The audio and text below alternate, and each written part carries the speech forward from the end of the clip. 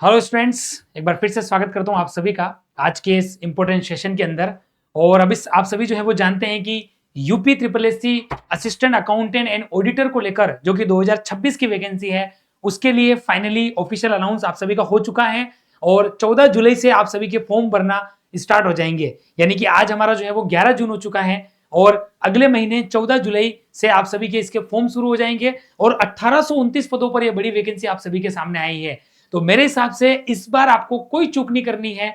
और जिन स्टूडेंट्स का सपना है कि सर इस बार हम UP triple S C assistant accountant और ऑडिटर बनने वाले हैं और बनकर ही रहेंगे सर, और लंबे समय से जो इंतजार कर रहे थे, उन स्टूडेंट्स को मेरे हिसाब से बिल्कुल यहां पर ढिलाई नहीं बरतनी चाहिए, क्योंकि ऐसे सपने, ऐसे सुअवसर और इतनी बड़ी पोस्ट हर बार जो है वो नहीं आती है। तो यूपी के अंदर एक बड़ा स्टेट है और ऐसे स्टेट के अंदर लाखों की संख्या में जब स्टूडेंट्स फॉर्म भरते हैं तो वैसे में कंपटीशन वैसे भी बढ़ जाता है। तो आपको तो अपनी तैयारी इस स्तर पे करनी चाहिए कि 100% आपका सिलेबस यहाँ पर कवर हो जाए और आप जो है वो एग्जाम ओरिएंटेड एक सिलेक्शन वाली तैयारी यहाँ पर कर सके। तो इसीलिए आपके ध्यान में रखते हुए, क्योंकि 14 जुलाई से फॉर्म शुरू हो जाएंगे और 1829 पदों पर आपके लिए वैकेंसी आई है।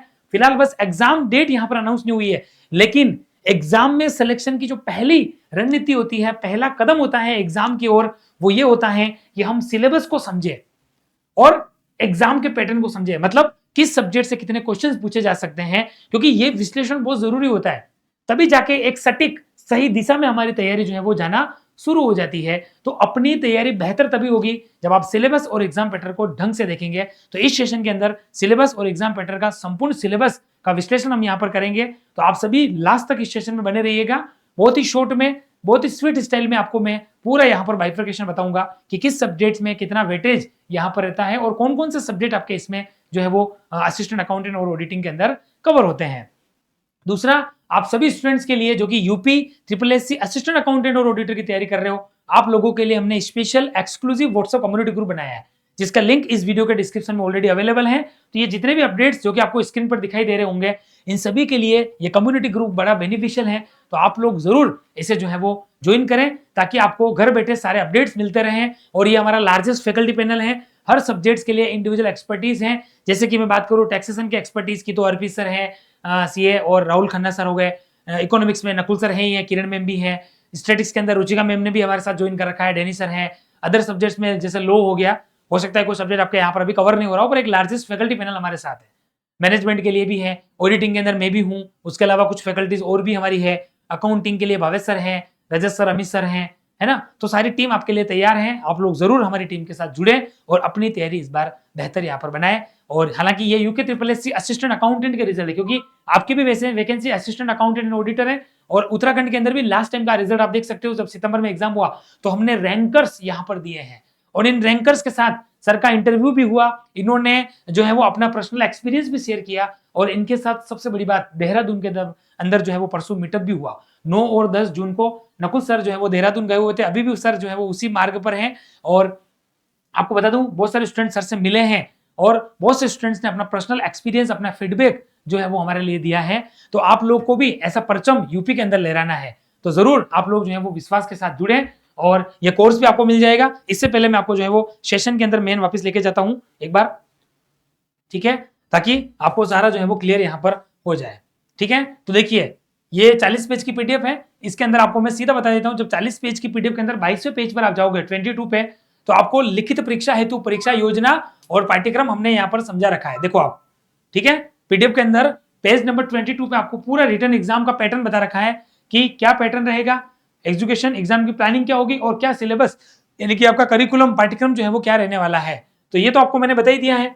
ठीक है, तो देखो लेखा परीक्षक एवं सहायक लेखाकार, क्योंकि असिस्टेंट अकाउंटेंट एंड ऑडिटर की वैकेंसी है, के सीधी भर्ती के रिक्त पदों पर चयन हेतु लिखित परीक्षा की परीक्षा योजना और पाठ्यक्रम आपको बता रखा है। लिखित परीक्षा एक ही पाली की होगी, पाली का मतलब होता है एक ही पारी, एक ही सेशन में होगा, या तो मॉर्निंग होगा या फिर इवनिंग सेशन होगा, पर एक ही बार में आपकी रिटर्न एग्जाम होगा। बार बार आपको अलग अलग पेपर नहीं देने, एक सिंगल पेपर होगा और एक ही सेशन के अंदर सारा सबका हो जाएगा, जिनमें प्रश्नों की कुल संख्या कितनी होगी, 100 होगी तथा समयावधि 2 घंटे की होगी। यानी आप समझ सकते हो कि 2 घंटे का पेपर है, 100 क्वेश्चन आपसे पूछे जाएंगे। यानी कि यूं कह सकते हैं कि 1 घंटे में आपको 50 क्वेश्चन करने हैं।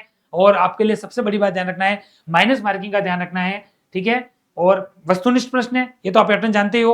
ऑब्जेक्टिव पैटर्न होगा, 100 क्वेश्चन पूछे जाएंगे, 2 घंटे का पेपर होगा और प्रत्येक प्रश्न 1 अंकों का होगा और नेगेटिव मार्किंग भी होगी। और वो कितनी होगी? प्रत्येक गलत उत्तर पर उस प्रश्न के पूर्णांक का 1/4 यानी कि 25% अंक होंगे। यानी कि अगर एक क्वेश्चन आप गलत करते हो तो 0.25 आपका लेस भी हो जाएगा, और अगर आप 4 क्वेश्चन गलत करते हो तो आपका टोटल जो नंबर आएंगे उसमें से 1 नंबर माइनस हो जाएगा। आई तो 8 क्वेश्चन गलत हुए तो 2 नंबर माइनस हो जाएंगे, 12 क्वेश्चन गलत हो गए तो 3 नंबर जो है वो माइनस हो जाएंगे, क्योंकि 0.25 आपके लिए माइनस मार्किंग भी यहाँ पर रहेगी। चलिए, परीक्षा योजना क्या है उसको हम समझ लेते हैं। परीक्षा योजना आपके सामने है, ठीक है, देख लीजिए आप सब। परीक्षा के विषय, प्रश्नों की संख्या, निर्धारित कुल अंक और दिया गया समय आपको दे रखा है, ठीक है। विषय दे रखे हैं, भाग 1 है, प्रश्नों की संख्या, निर्धारित अंक और समयावधि जो मैंने बता दिया 120 मिनट यानी कि 2 घंटे का आपका पेपर होगा। सबसे पहले अंकेक्षण आपको दे रखा है, देखो अंकेक्षण और अंतिम खाता यानी कि ऑडिटिंग और फाइनल अकाउंट। देखो इन्होंने अपने हिसाब से सिलेबस बनाया, यहाँ अकाउंटिंग नहीं लिख के इन्होंने क्या लिख दिया, ऑडिटिंग के साथ फाइनल अकाउंट लिख रखा है, ठीक है। तो ये कह रहे हैं कि इस दोनों को मिलाकर आपको 10 क्वेश्चन पूछे जाएंगे और एक क्वेश्चन वैसे 1 मार्क्स का है तो 10 नंबर का हो गया।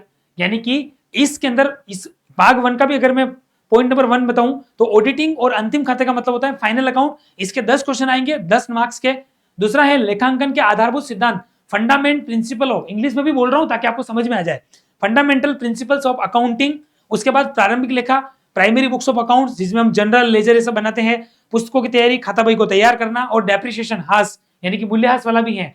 तो वही straight line method, WDV, annuity method, sinking fund method, तो आपको मेथड्स भी अच्छे से याद रखने हैं। तो डेप्रिसिएशन के और इन फंडामेंटल को लगाकर अकाउंटिंग और प्रारंभिक जो लेखा पुस्तकें हैं बुक्स ऑफ अकाउंट, उन सबको मिलाकर 10 क्वेश्चन आएंगे 10 मार्क्स के। फिर डबल एंट्री सिस्टम है, दोहरा लेखा प्रणाली। तो डबल एंट्री सिस्टम, उसका मेथड्स क्या होता है, सिद्धांत, कौन कौन सी पुस्तकें फॉलो होती है, डबल एंट्री सिस्टम के नियम क्या है, तो वो सब तो पढ़ना ही पड़ेगा, सारा बेसिक पढ़ना ही है अकाउंटिंग का। फिर बैंक रिकंसिलिएशन स्टेटमेंट यानी कि BRS पूछा जाएगा, और वित्तीय नियमों की सामान्य जानकारी, ठीक है, यानी कि general information about financial rules, ये भी थोड़े से हो जाएंगे, इसमें हो सकता है अकाउंटिंग स्टैंडर्ड, फाइनेंशियल रूल्स क्या होते हैं, है ना, ये भी आपको पढ़ने पड़ेंगे। तो इसके वेटेज ज्यादा है, 15 अंकों का ये, तो 15 क्वेश्चन पूछेंगे और 15 अंकों का ये आपके लिए रहने वाला है। फिर है आपके लिए RTGS, ठीक है, RTGS और ई बैंकिंग और बजट नियंत्रण में कंप्यूटर का प्रयोग। ई बैंकिंग भी है, इलेक्ट्रॉनिक बैंकिंग, बजट नियंत्रण में कंप्यूटर का यूज करना, और RTGS, ठीक है ना, इन सबको मिलाकर RTGS मेरे हिसाब से वही है, रियल टाइम ग्रोथ सेटलमेंट है, जो हम नेट बैंकिंग और हम जो डिजिटल बैंकिंग समझते हैं, जैसे RTGS, NEFT, UPI, है ना, तो ये सब जानना है। तो हालांकि RTGS वही है, तो RTGS को लेकर, ई बैंकिंग, बजट नियंत्रण को लेकर 10 क्वेश्चन पूछे जाएंगे, 10 मार्क्स का हो जाएगा। एडवांस अकाउंटेंसी है, अभी फिलहाल हमें पैटर्न समझ रहे हैं, एडवांस अकाउंटेंसी में क्या आ रहा है वो हम अभी नहीं देख रहे हैं।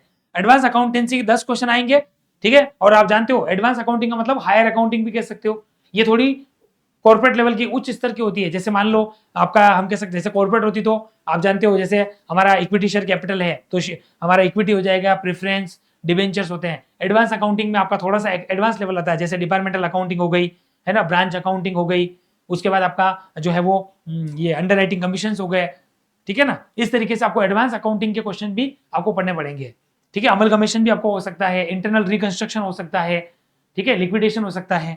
फिर इसके 10 क्वेश्चन हो गए।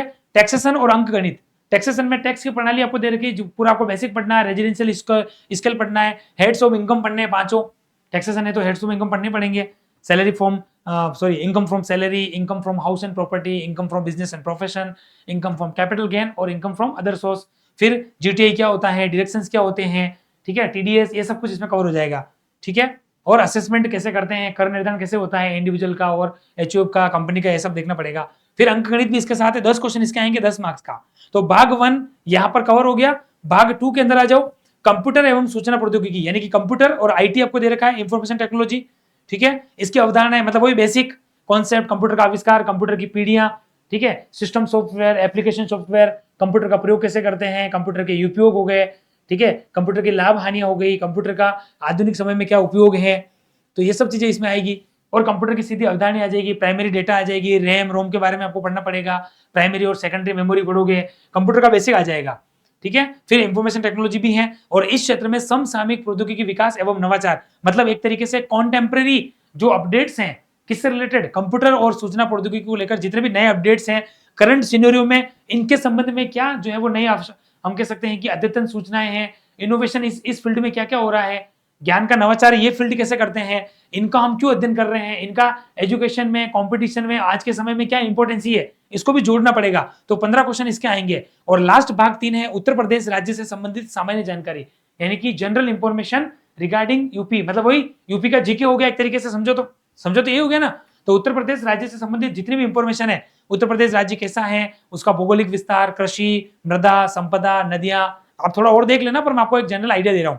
तो 20 क्वेश्चन इसके आएंगे। इस तरीके से 100 क्वेश्चन हो गए, एक क्वेश्चन 1 नंबर का, तो 100 मार्क्स का हो गया, 2 घंटे का आपका पेपर है, और 1/4 आपकी माइनस मार्किंग है, जो मैंने आपको ऑलरेडी यहां पर बता दी है। तो ये सिलेबस को लेकर एक बड़ी बड़ी आउटलाइन मैंने आपको बता दी, ठीक है। अब यहां पर आप चाहें तो थोड़ा डेप्थ में जा सकते हैं। देखो आप अगर आप चाहें तो यहां पर डेप्थ में जा सकते हैं, यहां पर सिलेबस को इन्होंने डेप्थ में बताया है। तो मैं आपको थोड़ा सा बता देता हूं। जैसे भाग 1 में मैंने आपको बताया, सबसे पहले अंकेक्षण और अंतिम खाता आ रहा था, मानते हो, अंकेक्षण और अंतिम खाता आ रहा था। तो देखो इसमें क्या क्या कवर हो रहा है, ये देखिए आप, अब आपको अच्छे से विजिबल हो रहा होगा। सिलेबस को मैंने काफी जूम कर दिया है। अशोध्य एवं संदिग्ध ऋणों के लिए प्रावधान, यानी कि provision for bed and doubtful debts, जो हम बनाते हैं provision for bad debts, provision for doubtful debts, ठीक है, डेटर्स के लिए प्रावधान करते हैं। तो ये आपका जो हम एडजस्टमेंट एंट्री में पढ़ते हैं, जब फाइनल अकाउंट के बाद एडजस्टमेंट करते हैं हम, तो ये एडजस्टमेंट की दृष्टि से टेक्निकल पॉइंट है, इसको अच्छे से समझना है कि कैसे एडजस्टमेंट किया जाता है। अशोध्य एवं संदिग्ध ऋणों के लिए प्रावधान कैसे करते हैं, कैसे बनाया जाता है, क्वेश्चन आता है तो उसको कैसे सोल्व करना है। फिर अदत्त एवं पूर्वदत्त हो गया, आपका आउटस्टैंडिंग और प्रीपेड एक्सपेंसेस हो गया, ठीक है, स्कंद का मूल्यांकन, वैल्यूएशन ऑफ इन्वेंट्री हो गया, ठीक है, आपका समायोजन प्रविष्टियां हो गया, एडजस्टमेंट एंट्री हो गई, समायोजन सहित अंतिम खाते यानी कि फाइनल अकाउंट विद एडजस्टमेंट करने हैं, तो आपको आउटस्टैंडिंग, प्रीपेड, अक्रूड इनकम, उसके बाद interest on capital, interest on drawings, ठीक है, managerial remuneration, provision for debt bad and doubtful debts, provision for debtors, provision for discount on creditors, ये सब कुछ आपको जो है वो आना चाहिए। फिर है यहां पर हो गया, फिर ऑडिटिंग आ गई। देखो लेखा परीक्षा का परिचय केवल क्या आ रहा है, बेसिक ऑफ इंट्रोडक्शन, और इसको लेकर मैंने क्लासेस मतलब एमसीक्यू शुरू कर दिए हैं, 2 क्लासें हमारी हो चुकी है। इंट्रोडक्शन ऑफ ऑडिटिंग मैंने स्टार्ट कर दी है, आपके लिए एक सीरीज हमने स्टार्ट की है एमसीक्यू सीरीज, तो उसमें आपको डेली हम पढ़ा रहे हैं, छोटा सा ऑडिट है तो आपको ढंग से ही चीजें हम करवाएंगे। तो लेखा परीक्षा का परिचय, लेखा परीक्षा का मतलब ऑडिटिंग, अंकेक्षण का परिचय कह रहा है, ऑडिटर क्या होता है, ऑडिटिंग कैसे स्टार्ट होती है, ऑडिटर कौन व्यक्ति होता है, सीए की पूरी कहानी, audit report, types of audit, ठीक है, ऑडिट के प्रिंसिपल्स, मीनिंग, नेचर, ऑडिटिंग के ऑब्जेक्टिव्स, ठीक है, accounting standards, standards on auditing, हमारे अंकेक्षण मानक, ये सब कुछ आपको परिचय में पता होना चाहिए, इतना तो एटलीस्ट। फिर आंतरिक लेखा परीक्षा, इसको बोलते हैं इंटरनल कंट्रोल सिस्टम, जो मैनेजमेंट लागू करता है। तो इंटरनल कंट्रोल सिस्टम क्या होता है, कैसे लागू होता है, इसमें क्या क्या पूछा जाता है, ये कैसे तैयार किया जाता है, इसका ऑब्जेक्टिव क्या है, सब पढ़ेंगे। फिर हमारा केक का आ गया, नियंत्रक एवं महालेखा परीक्षक, भारत सरकार का परिचय, बस ऑडिटिंग ज्यादा नहीं है, तो इसमें आपका क्या आ जाएगा, नियंत्रक और महालेखा परीक्षक, यानी कि जो हमारा controller and auditor general of India होता है, जिसको हम केग कहते हैं, उसकी नियुक्ति, उसका काम कैसा होता है, सरकारी कंपनियों में कैसे खातों का अंकेक्षण करते हैं, वर्तमान में केग कौन है, कौन सा सेक्शन इससे रिलेटेड है, तो ये सारी बातें भी हम यहाँ पर देखेंगे, ठीक है। और सरकारी कंपनी में अंकेक्षक की नियुक्ति हालांकि डायरेक्टली नहीं है, पर इसको देखकर लग रहा है कि कंपनी ऑडिट आपको पता होनी चाहिए, ठीक है। यूनिट 2 में आपका है, इसी के अंदर लेखांकन के आधारभूत सिद्धांत मैंने बता ही दिए, फंडामेंटल प्रिंसिपल्स ऑफ अकाउंटिंग आपको पूरा पढ़ना है, ठीक है, ये सब अकाउंटिंग का पार्ट है। प्रारंभिक लेखा पुस्तकों की तैयारी, ठीक है, यानी कि यूं कह सकते हैं कि starting of primary books of accounts, और डेप्रिसिएशन, डेप्रिसिएशन में मैंने आपको बता ही दिया, डेप्रिसिएशन का मेथड्स इंपॉर्टेंट है क्योंकि प्रैक्टिकल क्वेश्चन आता है तो वहीं से आएगा। स्ट्रेट लाइन मेथड में कैसे डेप्रिसिएशन निकालते हैं, डब्ल्यूडीवी में कैसे जो है वो हम जो है वो डेप्रिसिएशन निकालते हैं, annuity method, sinking fund method, asset disposal methods, उसके अलावा भी सम ऑफ डिजिट मेथड, अंकों की योग विधि, ठीक है ना, डिप्लेशन मेथड, ये सब आपको अच्छे से पता होने चाहिए, ठीक है। तो ऐसे क्वेश्चन आते हैं, 3 साल के बाद आपको डब्ल्यूडीवी देंगे और बोलेंगे कि मूल लागत क्या थी मशीन की, या कोई मशीन की मूल्य देकर डेप्रिसिएशन बताएंगे और बोलेंगे कि 3 साल बाद मशीन का मूल्य क्या रहेगा, किसी मशीन को 3 साल बाद इतने % पर बेचा और 20,000 रुपए की हानि हुई, ऐसा भी पूछकर आपको पूछ सकते हैं। तो क्वेश्चन इस तरीके के पैटर्न के आते हैं। फिर डबल एंट्री सिस्टम है, अच्छा जनरल है, ठीक है, जनरल पूरा पढ़ना ही है। जनरल में एंट्रियां, जनरल में व्यवहार करने की प्रविष्टियां कैसे होती है, जनरल में लेखा करने को जनरलाइजिंग कहते हैं, तो जनरल का बेसिक नॉलेज आपको पता होना चाहिए। फिर खाता बही लेजर आपको पता होनी चाहिए, लेजर कैसे तैयार किए जाते हैं। जनरल का उपविभाजन में सारी बहियां आपको पता होनी चाहिए, purchase book, sales book, purchase return book, sales return book, ये सब कुछ आपको कवर होना चाहिए। फिर विभिन्न हाथ की पद्धति, तो मैंने बता ही दिया आपके सारे मेथड्स, SLM, WDV, एन्युटी, ये सब आएगा, बस इन्होंने इतना ही बताया है। फिर है दोहरा लेखा प्रणाली, डबल एंट्री सिस्टम और बैंक रिकंसिलिएशन स्टेटमेंट, BRS, और वित्तीय नियमों की सामान्य जानकारी। तो दोहरा लेखा प्रणाली क्या होती है, कैसे तैयार होती है, कौन कौन सी प्रणालियां होती हैं, इनमें लेखांकन करने के नियम क्या होते हैं, उसके अलावा बीआरएस क्या होता है, बीआरएस कैसे तैयार किया जाता है, खाता बही के शेष, कैश बुक का बैंक कॉलम और पासबुक के शेषों को मिलान करने के लिए जो विवरण बनाते हैं, तो बीआरएस कैसे तैयार होगा, इसका पूरी जानकारी, ठीक है। सामान्य वित्तीय नियमों की जानकारी, भंडार क्रय नियमों की जानकारी, वैल्यूएशन ऑफ स्टॉक, ठीक है। तो ये सब चीजें भी इसमें कवर हो रही है। फिर आरटीजीएस क्या होता है, तो रियल टाइम ग्रोस सेटलमेंट होता है। ये कब आया, आरटीजीएस में कितना अमाउंट एक साथ में पे करना होता है, तो 2 लाख का ही होता है मिनिमम 2 लाख से आप नीचे जो वो आरटीजीएस नहीं कर सकते। ये सब टेक्निकल टर्म्स है जो हम नहीं पढ़ते हैं ई बैंकिंग के अंदर, डिजिटल बैंकिंग में, तो वो वाली चीजें। आरटीजीएस, एनईएफटी भी पढ़ लेना, भले नहीं लिखा हुआ है, ठीक है। नेशनल इलेक्ट्रॉनिक फंड ट्रांसफर होता है। फिर यूपीआई, ठीक है, यूनिफाइड पेमेंट इंटरफेस होता है, यूपीआई के थ्रू पेमेंट करते हैं। तो सब कुछ बैंकिंग टेक्नोलॉजी और बैंकिंग टर्मिनोलॉजी आपको पता होनी चाहिए, ठीक है। ई बैंकिंग, इलेक्ट्रॉनिक बैंकिंग कैसे शुरू होती है, कैसे काम करती है, हम ई बैंकिंग को कैसे यूज में ले सकते हैं, ई बैंकिंग का किस किस क्षेत्र में उपयोग है, और आज के आधुनिक समय में जब कैशलेस इंडस्ट्री तैयार हो रही है, जब कैशलेस अर्थव्यवस्था बन रही है, तो वैसे समय में ई बैंकिंग का रोल क्या है। फिर बजट नियंत्रण में कंप्यूटर का प्रयोग, कंप्यूटर का यानी कि रोल ऑफ कंप्यूटर या use of computer in budgetary control, budgetary control में कंप्यूटर का कैसे यूज करते हैं, ठीक है। आधुनिक कंप्यूटर सिस्टम कैसे काम करता है, सूचना प्रौद्योगिकी क्या होती है, इंफॉर्मेशन टेक्नोलॉजी, ये भी आपको पता होना चाहिए। फिर एडवांस टेक्नोलॉजी अकाउंटेंसी क्या होती है, एडवांस अकाउंटेंसी के अंदर आपको, वैसे मैंने बताया ना, ज्यादा चीजें नहीं है। देखो, किराया क्रय और किस्त भुगतान है, यानी कि हायर परचेज और इंस्टॉलमेंट पेमेंट सिस्टम। हालांकि मैं बताऊं कंपटीशन के अंदर ये टॉपिक थोड़ा टफ पड़ता है, क्योंकि ये topic generally BCom, BBA, MBA level पे पूछा जाता है, लेकिन कंपटीशन में ऐसे बहुत कम स्टेट के अंदर ये चैप्टर आता है।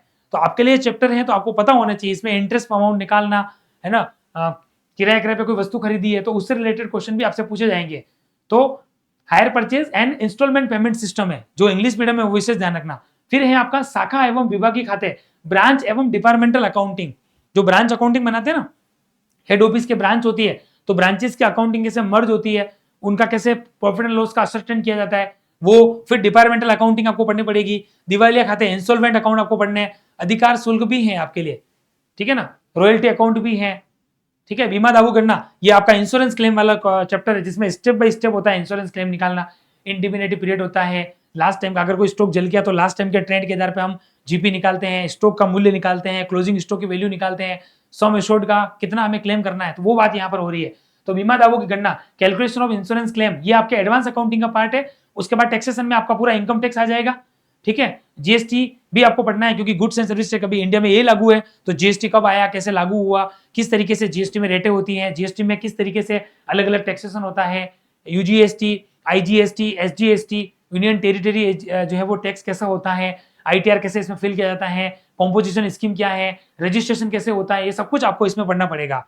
और इसकी रिलेटेड सारी इंफॉर्मेशन और अंक गणित से संबंधित प्रावधान भी आपको दे रखा है। फिर भाग 2 के अंदर आ जाओ, कंप्यूटर एवं सूचना प्रौद्योगिकी, जो मैंने आईटी बताया वही सेम है भाग 2 में, ठीक है। इसका पूरा आपको ज्ञान होना चाहिए, ये आपको ध्यान रखना है। इस प्रश्न पत्र में क्या बोला, प्रश्न पत्र के इस भाग में उम्मीदवारों से कंप्यूटर एवं सूचना तकनीकी का परिचय समझना, जो मैंने बोला वही चीज देखो, इसमें पूरा बेसिक आ जाएगा, आईटी क्या है, कंप्यूटर क्या है, उसकी पीढ़ियां, कार्य करने के तरीके, उपयोग, लाभ, हानियां, ठीक है, मेमोरी, और किस किस कंप्यूटर की पीढ़ियों में क्या क्या यूज किया जाता था। जैसे अपने पढ़ते वैक्यूम ट्यूब, फिर ट्रांजिस्टर, फिर आईसी, फिर very large scale integrated circuit, वो सब चीजें पढ़नी है। फिर हार्डवेयर पढ़ना है, सॉफ्टवेयर पढ़ना है, सॉफ्टवेयर क्या क्या होते हैं, application software, operating system software, ठीक है, ये आएगा। और हार्डवेयर में जितने भी कंप्यूटर के हार्डवेयर के पार्ट है, ठीक है, जैसे ये आ जाएगा माउस, कीबोर्ड, मॉनिटर, ये सब चीजें भी इसमें आएगी। तो हार्डवेयर कैसे काम करते हैं, ईमेल हो गया, स्प्रेडशीट हो गया, सोशल नेटवर्किंग हो गया, ई गवर्नेंस हो गया, डिजिटल जो भी फाइनेंशियल हमारे जो उपकरण होते हैं उनका उपयोग कैसे करना है, इंटरनेट, WWW यानी कि वर्ल्ड वाइड वेब है, उसके बारे में भी देखना है कि वर्ल्ड वाइड वेब कब बना, ठीक है, किसके सिफारिश से बना, कब आविष्कार हुआ, WWW पे हम कैसे काम करते हैं, ठीक है, इसका बेसिक परिचय भी आप जरूर देखना। भविष्य के कौशल और साइबर सुरक्षा का अवलोकन, ठीक है, साइबर सिक्योरिटी बहुत जरूरी है, वो भी इसमें आपका जोड़ा हुआ है थोड़ा टेक्नोलॉजी से रिलेटेड। वर्ड प्रोसेसिंग के तत्व आपको पता होना चाहिए, एलिमेंट्स ऑफ वर्ड प्रोसेसिंग, ठीक है, कंप्यूटर एंड इंफॉर्मेशन टेक्नोलॉजी हो गया, आर्टिफिशियल, देखो एआई का जमाना आप जानते हो, इन्होंने पहले ही सिलेबस में डाल दिया, क्योंकि इन्हें लगता है कि असिस्टेंट अकाउंटेंट एंड ऑडिटर को जो है वो आज के डिजिटल जमाने के हिसाब से जो डिजिटल चेंजेस हम जो देख रहे हैं पूरे इंडिया में, विश्व में, वो पता होने चाहिए कि आर्टिफिशियल इंटेलिजेंस क्या है, बिग डेटा प्रोसेसिंग क्या होती है, डीप लर्निंग है ना, machine learning, internet of things, ये सब चीजें देखो आपके सिलेबस में आई, क्योंकि ये जमाना इसी का चल रहा है, एआई का है। देखो, तो आप कंप्यूटर असिस्टेंट अकाउंटेंट और ऑडिटर बन रहे हो, तो आपको ये चीजें यूज करनी पड़ेगी जब आप रियल क्राइम में काम करोगे। बिना एआई का आप यूज किए, बिना डेटा प्रोसेसिंग किए, डेटा से आप जो नई लीड लिए, आप काम नहीं कर सकते। आपको इतना केवल कंप्यूटर चलाना और केवल इंटरनेट यूज करना ही नहीं, वो तो एक आम आदमी भी कर रहा है, लेकिन कोई डेटा आपके सामने है तो उसको कैसे यूज लेना, उसको फिल्टर करना, उसको इवेल्युएट करना और अपने काम में उसको जोड़ते हुए अपने काम को इजी बनाना, स्मार्ट वर्क करना, ये आज के समय में हर फील्ड में काम करने वाले युवा की जरूरत है। क्योंकि अब हर जगह यंगस्टर ही मिलेंगे आपको, चाहे वो अकाउंटेंट हो, चाहे वो लेक्चरर हो, चाहे वो चार्टर्ड अकाउंटेंट हो, चाहे वो इंजीनियर हो, चाहे वो लैब असिस्टेंट हो, कहीं पर भी जाओगे आपको युवा ही टीम मिलेगी। तो वैसे समय में, आज के समय में इसकी जरूरत हमें ज्यादा महसूस होती है। ठीक है, तो इससे रिलेटेड ये कह रहे हैं, देखो खुद कह रहे हैं, सिलेबस कहता है हम पढ़ते नहीं है, खुद इतना ऐसा सिलेबस तो किसी का आता ही नहीं, इतना बढ़िया है, खुद कह रहा है इन पर आधारित एवं इस क्षेत्र में भारत की उपलब्धियों से संबंधित प्रश्न आपसे पूछे जाएंगे, तो आपको तैयारी करनी है, उसके हिसाब से अपने आप को तैयार करना है। और लास्ट है आपके भाग 3, जिसमें हमको समझाने की जरूरत नहीं है। क्यों नहीं है? क्योंकि ये यूपी का जीके है, शॉर्ट में क्या बोल सकते हैं, जीके ऑफ यूपी।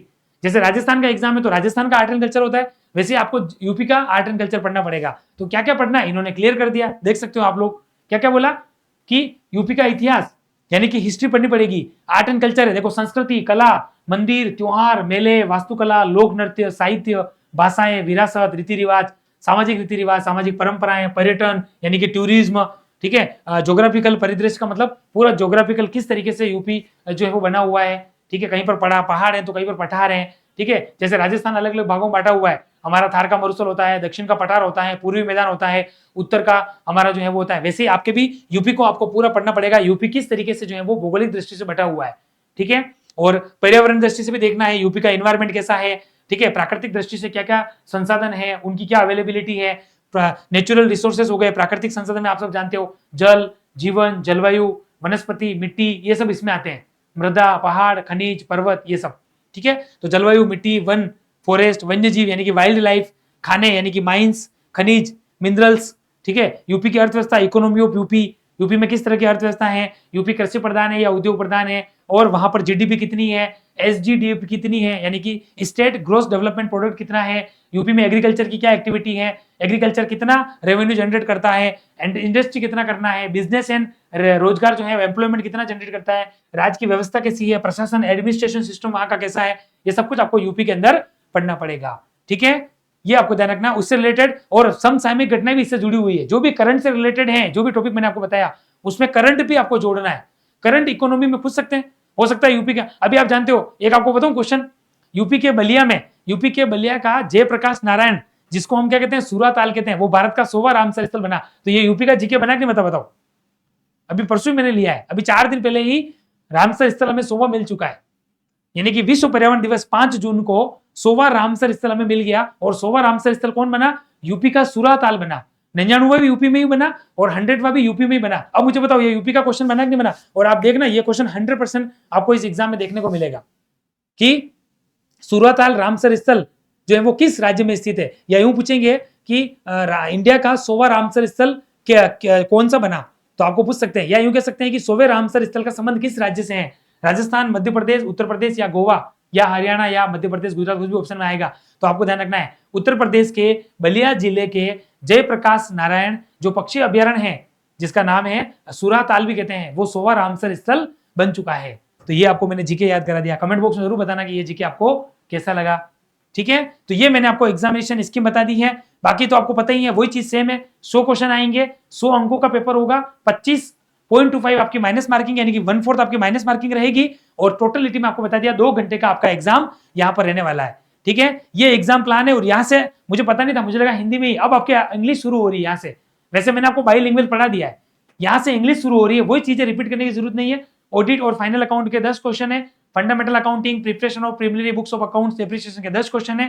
ठीक है, डबल एंट्री सिस्टम, बीआरएस और जनरल नॉलेज के 15 क्वेश्चन है, फाइनेंशियल रूल्स के, आरटीजीएस, ई बैंकिंग और कंप्यूटर के 10 क्वेश्चन है, एडवांस अकाउंटिंग के 10, टैक्सेशन के आपके जो है वो 10 क्वेश्चन, उसमें मैथमेटिक्स भी है, अरिथमेटिक और knowledge of concept of computer और आईटी के 15 क्वेश्चन है, और general information related to state of Uttar Pradesh के 20 क्वेश्चन है। वही पैटर्न है जो मैंने आपको हिंदी बताई, हालांकि मैंने इंग्लिश यूज करी है, तो मेरे को वापस समझाने की यहाँ पर जरूरत नहीं है, सेशन को ज्यादा लेंथी बनाने की हमें जरूरत नहीं है। तो सारी चीजें एक एक करके मैंने आपको अच्छे से बता दी है, एग्जाम पैटर्न भी बताया और सिलेबस भी बताया, जो हमने थंबनेल में बोला उसी के अकॉर्डिंग मैंने आपको चीजें बता दी है। और इतना विशाल कोर्स पढ़ने के लिए आपको सटीक तैयारी बनानी पड़ेगी, और आपको एक जड़ी बूटी की जरूरत है, और वो जड़ी बूटी हमने हमारे प्लेटफॉर्म पर तैयार कर ली है, जहां पर आपको complete UP SSSC assistant accountant and auditor का बाइलिंगुअल सिलेबस के अकॉर्डिंग कंप्लीट आपको वेल डिजाइन सिलेबस यहाँ पर हमारा जो कोर्स है वो मिल जाएगा, हमारे एप्लीकेशन पर अवेलेबल है। आज ही हमारी ऐप को डाउनलोड करें और UP triple SC assistant accountant और ऑडिटर का आप जो है वो कोर्स लेकर अपनी तैयारी आज से ही बेस्ट से बेस्ट बनाए। क्योंकि आप ये नहीं सोचे कि एग्जाम की डेट नहीं आई तो आराम से पढ़ेंगे, अभी अगले महीने तो फॉर्म शुरू होंगे 14 जुलाई को, तो इसका मतलब एग्जाम तो बहुत लेट होगा। ऐसी मेंटेलिटी के साथ जो है वो आप अपनी ढिलाई नहीं बरतें, आप आज से ही अपनी तैयारी में लगे और अपनी रणनीतिक स्ट्रेटेजी के साथ आप सिलेक्शन इस बार लें। बाकी बहुत सारी फ्री फैसिलिटी भी हम ये ऐप पर देते हैं। जब फ्री मटेरियल में आप जाओगे ना, यहाँ पर ये फ्री मटेरियल में, तो आपको क्या क्या मिलेगा देखो, डॉक्यूमेंट सेक्शन में आपको बहुत सारी पीडीएफ मिलेगी, क्लासेस और मैराथन। वीडियो सेक्शन में आपको बहुत सारे इंटरव्यूज मिलेंगे रैंकर्स के, सिलेक्टेड लोगों के, और फ्री टेस्ट के अंदर UP, Bihar, Haryana, central vacancy, Himachal Pradesh, Madhya Pradesh के आपको बहुत सारे फ्री टेस्ट भी मिल जाएंगे। और इन सभी के रिगार्डिंग कोई इंक्वायरी है, इस कोर्स के रिगार्डिंग इंक्वायरी है, तो आप स्क्रीन पर दिखाए गए 2 नंबर पे कॉल कर देना, हमारी टीम से एज सून एज कोऑर्डिनेट करके आप अपनी सभी समस्याओं का त्वरित समाधान प्राप्त कर सकते हैं। यूट्यूब चैनल जरूर सब्सक्राइब करें ताकि अगला वीडियो इंस्टेंट में घर पे आप सभी को घर बैठे नोटिफिकेशन के रूप में मिल सके। तो thank you so much guys, आप सभी का लास्ट तक इस सेशन में बने रहने के लिए। UP PSC assistant accountant and auditor को लेकर संपूर्ण कंप्लीट सिलेबस बाइलिंगुअल रूप में समझा भी दिया मैंने, और साथ में जो है वो हमने पैटर्न भी समझ लिया है। उम्मीद करता हूं सेशन बहुत अच्छा लगा। अब आपकी क्वेरी क्या है, आपको क्या सुझाव चाहिए, या आपको और कोई नई चीज क्या अपडेट लेनी है, आप कमेंट बॉक्स में मुझे जरूर बताएं। और फिलहाल लेते हैं ब्रेक, बाकी सारी चीजें क्लियर हो गई हैं, तो मेरे हिसाब से आपको देरी नहीं करते हुए आज से ही पढ़ना स्टार्ट कर देना चाहिए। तो चलिए मिलते हैं नेक्स्ट सेशन में, तब तक अपना ध्यान रखें, मस्त रहें और व्यस्त रहें। Thank you so much.